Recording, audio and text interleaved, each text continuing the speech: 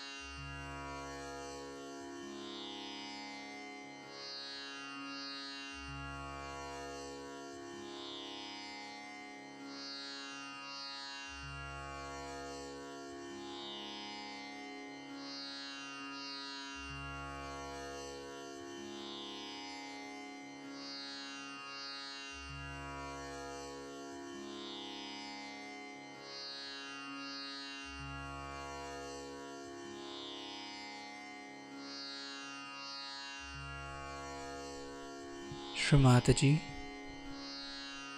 kindly establish us in the state of complete thoughtless awareness.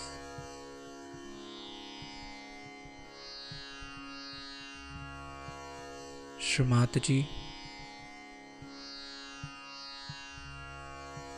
kindly make us your beloved son, Shri Ganesha.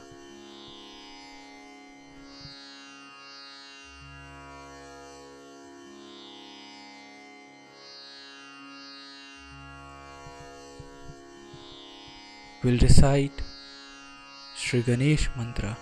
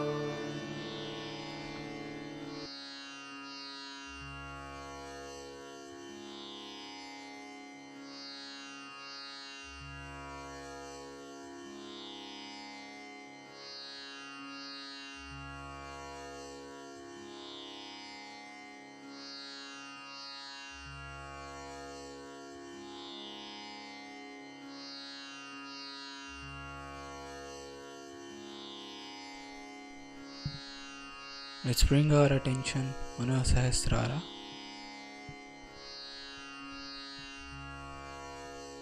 Shri Mataji, kindly allow us to always feel your lotus feet on our Sahasrara.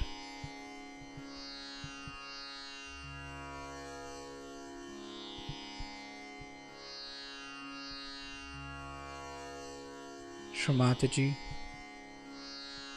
kindly establish our self-realization.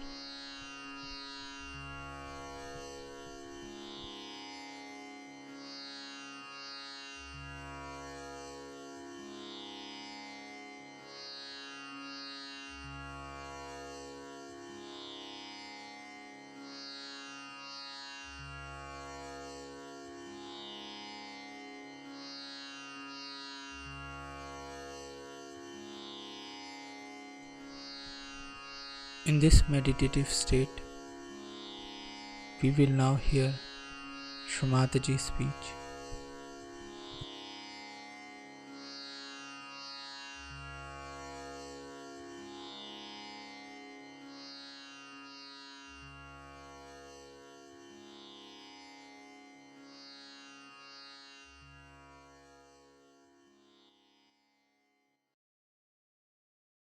See, it's nature of a human being, which has been going through the different types of complications in life, also born with some genes or something, that he is not a very normal person, though we say normal. Because the way he reacts, the reaction that he shows, is very absurd. There's no need for anybody to telephone to me to tell me that, you see, this man is such and such, you better look out. Unnecessarily to interfere with others' affairs when you have no authority, when you have nothing to do with that person. All sorts of, I can tell you, designs are there that has been made into the minds of human beings. And these designs all disappear. Just disappear. I don't know how they get all these designs, from where they get it. Maybe their country, maybe their family, maybe their genes, whatever you may say. All this disappears, even your genes change. That is what is Sahaja Yoga. Where you become the spirit, everything changes. And what happens to you? That you become a person who knows what is joy, who enjoys joy, who enjoys existence, who gives joy to others, makes others happy, all the time thinks how to make others. Just it happens. Though you are brought up the same way as others are, though you are being educated the same way maybe, but all that disappears and you become a wise, beautiful, joyous person. It's something that you have achieved, of which you may not be aware. The way you are enjoying in this scout ground, no other group could have enjoyed as you have enjoyed. I can see what you are doing here and how you are enjoying. How you are enjoying the company of others is very remarkable. And that has come because your heart is full of joy of the spirit that shines within. You can examine yourself and see for yourself whatever I am saying is there or not. Of course, there are some people who think to end of themselves, they are staying in a hotel or some lodge or something. They are not enjoying. They still think that there's something great, so they must stay somewhere like that. Very surprisingly, especially Indians I have seen, when they come to Kabela, they all want to stay in a hotel. In their lives, they might be having one bathroom in their house. But when they come to Kabela, they want to stay in a hotel with attached bath, with this, with that. Young people, it's very surprising. It happens because I think they have never seen a good hotel, or maybe that they have lived in a very bad condition. But a person who is a Sahaja Yogi can live anywhere, can sleep anywhere. Only thing is that his spirit is there to make him happy. Nothing else. That is the one that gives you happiness. All these other ideas that human beings have, which have created problems after problem. Now you see, because you belong to a different religion, you are bad. If you want to know about the Christians, you better go and ask the Jews. And if you want to know about the Jews, better go and ask the Muslims. And if you want to know about the Muslims, go and ask the Hindus. You'll be amazed how they talk about other people, as if all of them are bad and they are the best. So this whole attitude changes completely. You forget it. Who is what, whose religion is what, from what sort of family they come in, from what is the background they are coming in. They become just one with each other. What they enjoy is the company of all the Sahaja Yogis. All the Sahaja Yogis are there, that's all. So many Sahaja Yogis will be there. And that is the Mecca, that is the Kumbh Mela, that you can call anything freedom. The collective joy that you enjoy has come to you because you have crossed that barrier which has stopped you from seeing the truth. The truth is, as I said yesterday, that you are the spirit. And once you become the spirit, you become Gunatit, Kalatit and Dharmatit. Once you cross these limits, then you become like a drop in the ocean. If the drop is outside the ocean, it's always frightened of the sun because it will dry it. It doesn't know what to do, which way to slip, which way to move. But once it is one with the ocean, it just moves and enjoy because it's not alone. It's not alone. It's moving with the waves of that beautiful ocean of joy. And that is what you have achieved, of which you are aware, you know, but you don't know you have achieved it because you are the spirit. Now you should be on the watch about yourself sometimes, and you'll be amazed to see how you are changed, how you have become so simple and sensible and wise. So many problems come in the West because they are still stupid, I think, very stupid people. Because even an old man of 80 years would like to marry a lady of, say, 20 years, and he doesn't understand why he's doing it. Because he doesn't accept his age. He doesn't accept that I'm an old man, I must behave like an old man. He wants to marry a girl who can be his granddaughter. This is more common in the West. They always think like that. Any young girl they see, they think they should marry that girl. They may be just on their way to the grave, but doesn't matter. They want to have a wife like that. This is the problem of the West. Now, how does it come?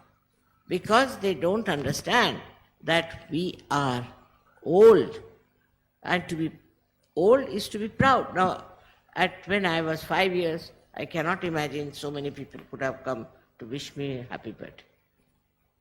Even when I was 50 years, there were not so many people. Now when I am 75, see how many people are there to wish me happy birthday. When you are old, you should be proud of your age, if you have lived wisely.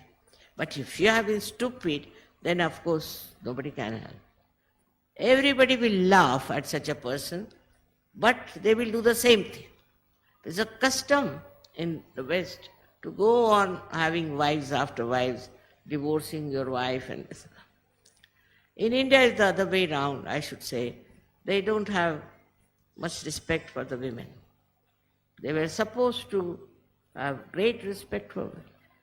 They were supposed to have placed their women at the pedestal of a sati. And even if the woman may be anything, they don't respect. Now, this is from where it has come. I don't know. Some of them say that it's written by some poet, that woman should be beaten up. I mean, who is this poet? He should be beaten up, I think, first of all. He was born out of a woman. And here he writes like this. So, you see, we like to take up something which is wrong, which is absolutely absurd. This comes because you are not wise. A wise person will take in whatever is the wisdom. He won't accept anything nonsensical. You go on reading the books one after another, one after another. So many books you read, and where do you land up with that? You find you are reading books which are no good for it, useless. But if you are fond of reading, go on reading. So the lack of wisdom gives you indiscrimination. And you justify it.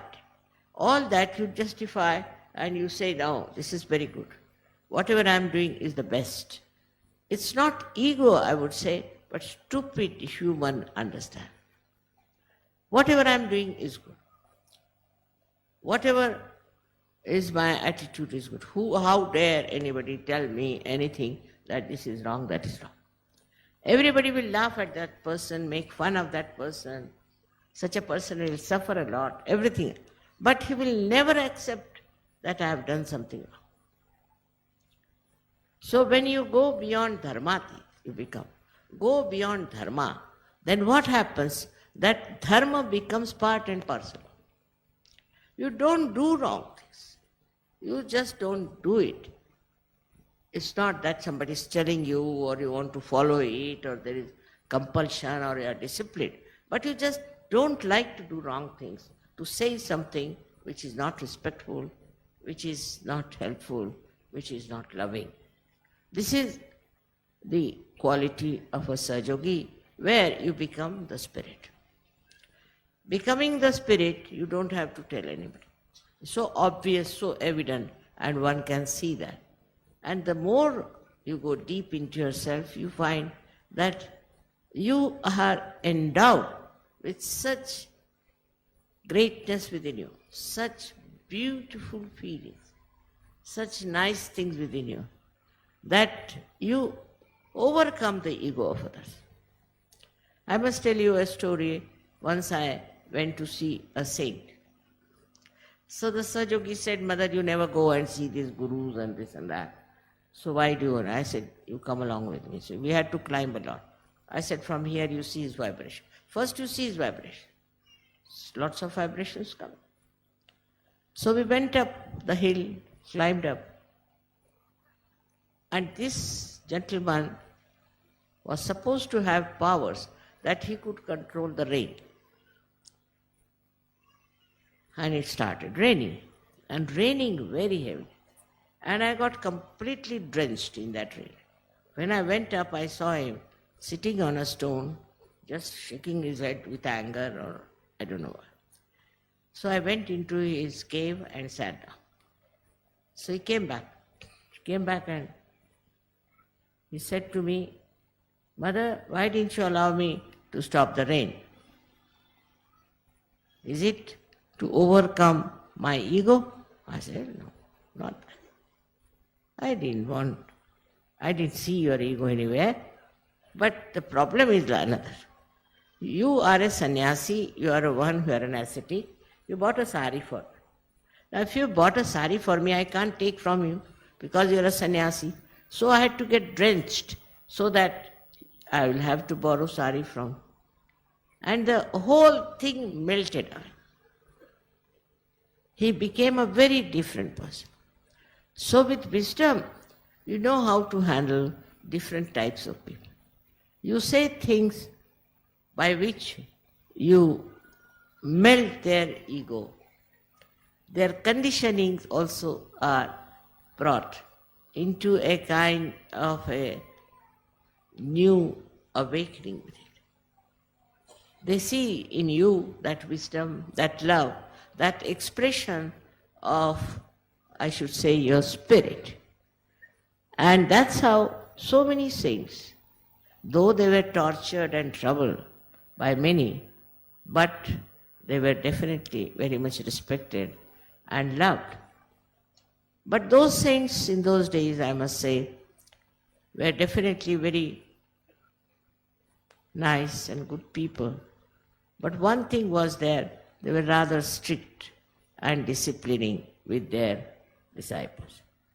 The reason was that they were not realized souls, their disciples. And these gurus thought that unless and until you discipline these people, they'll never rise. They'll never become something great. So they are to be disciplined. And those who were seekers of truth accepted that. All right. Whatever you say, we'll do. Even if you ask us to fast, we'll do. They'll stand on their heads, all right, stand on our head. Do what you say, I will be willing to do it. You don't have to worry on that point. And that's how they were very disciplining type. But in Sahaja Yoga, there's no discipline taught. The reason is you are realized souls. Your spirit is there and the spirit gives you the light. In that light you see yourself so clearly and you can discipline yourself. I don't have to tell you. You know that so many people have given up drugs overnight. But I never told them, I never even talked about drugs or anything. And how did they do it? Because they had the light. And this is what is you have got today in the light of the Spirit. You become absolutely independent and absolutely free, complete freedom, because you have the light. You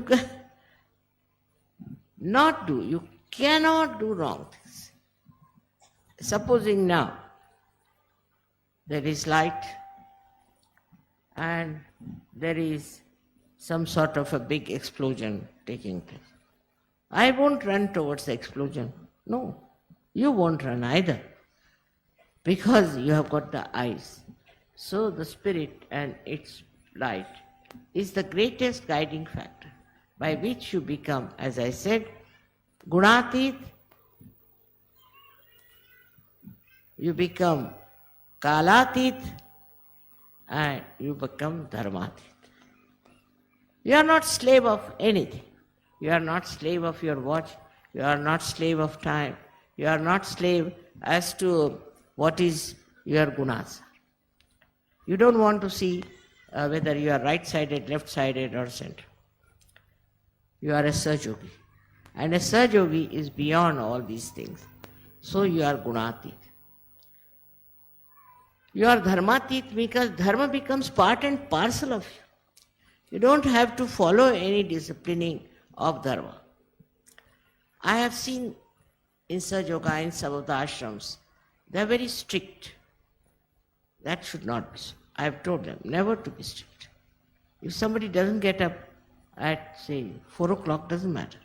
Let him get up at 10 o'clock. After some time, he himself will get up at 4. But don't try to discipline them too much. Children also, you should not discipline too much.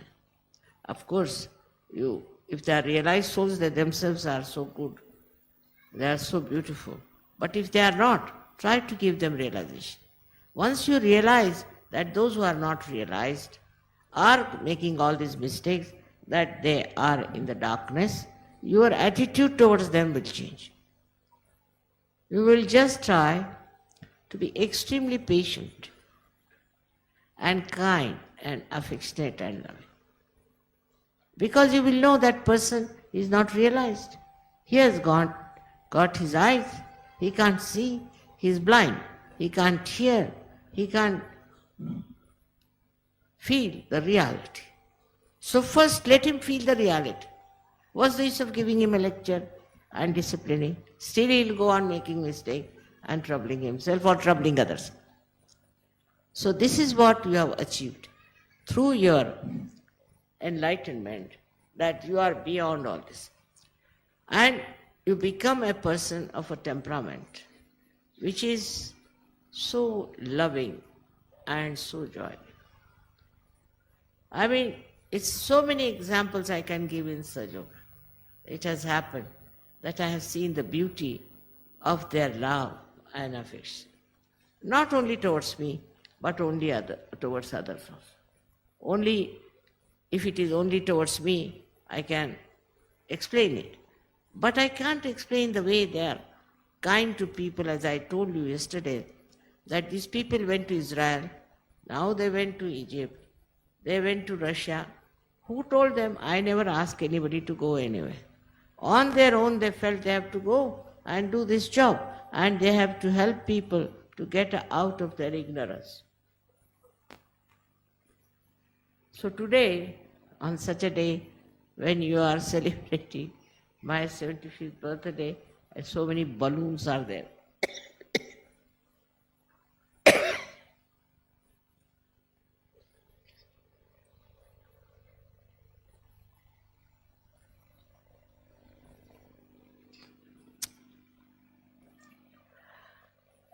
They are very remarkably, very picturesque and have colors of different types expressing your love for me. In everything I see your love. Whatever you have done here, all your decorations, everything, I feel my children are so loving. I have done nothing for you. I don't know what makes you feel such gratitude. I still want to know what have I done. I've done nothing. But the way you want to express your love is very surprising. Except for, I would say that you got the light of your spirit. In that light, might be you see something different in me. But the way you are showing your gratitude is really beyond. As the other day, one of the speakers said that you don't thank your mother, take her for granted. It's a fact. There's no need to thank me, you have to take me for granted. But the way you want to thank me, just like a small little child would like to thank, just become like children.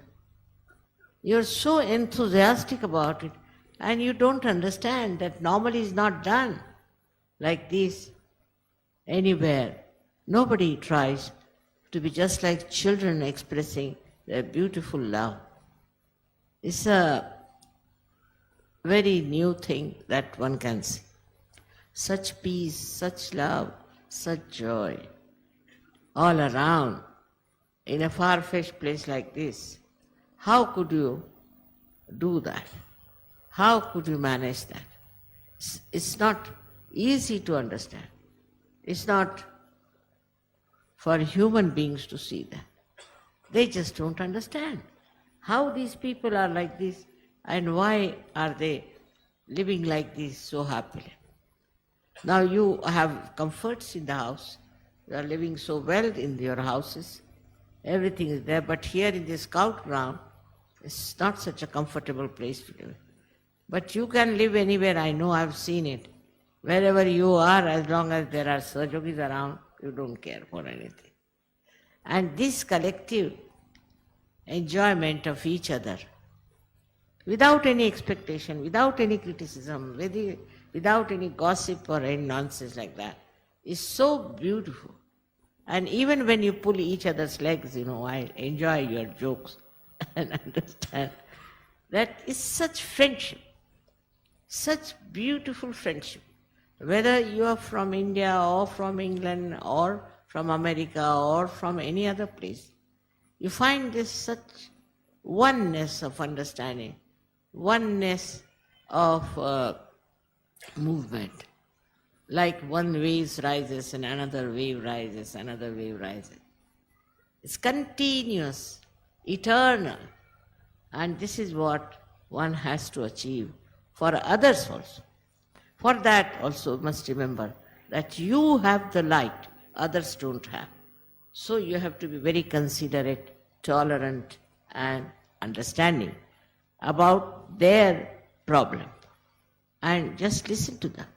What is their problem? First they'll tell you that my business is going down, or they might say that my wife is no good, or my son has no job, he is not working, all kinds of things they might tell you. Listen to them. For them it is important. All right. After that, you will find gradually, you see, they'll soothe down. Because you are emitting love. You are emitting joy. You are emitting confidence through your spiritual awakening. You have those powers.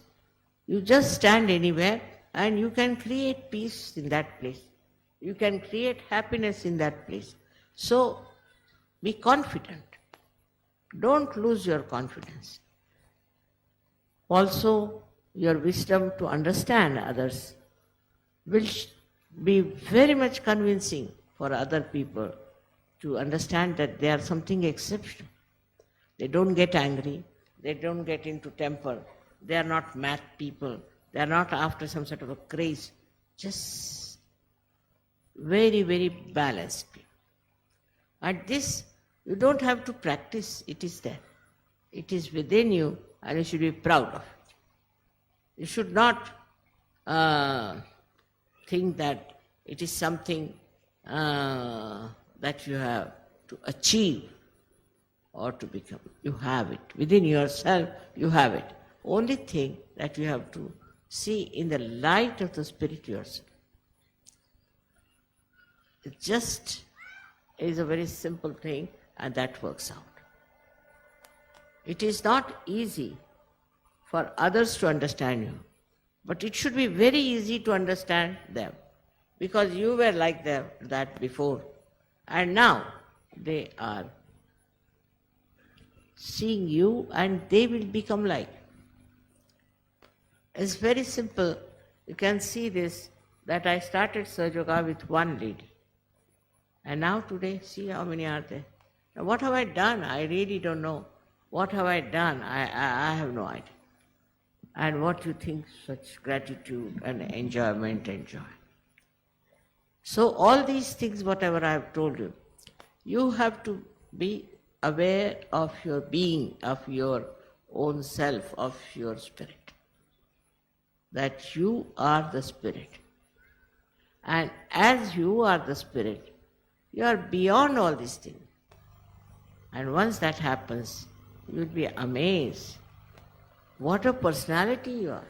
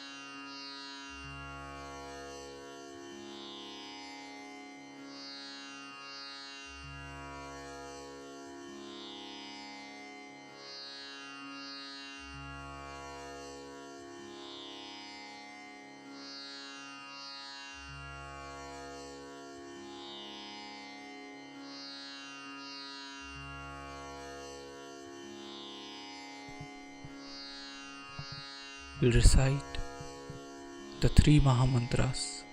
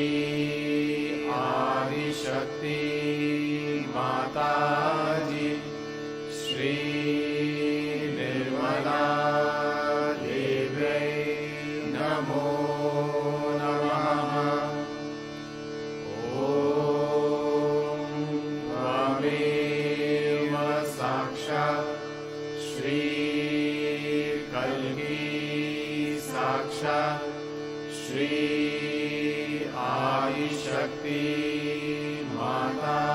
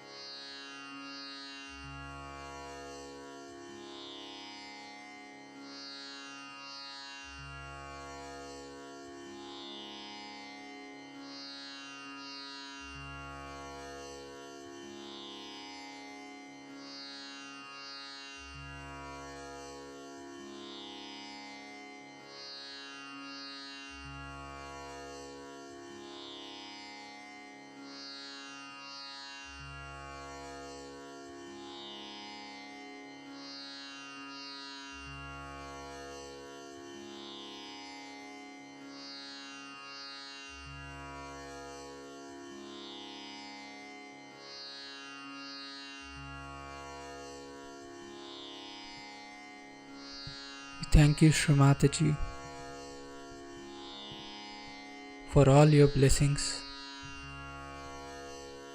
and this beautiful collective morning meditation.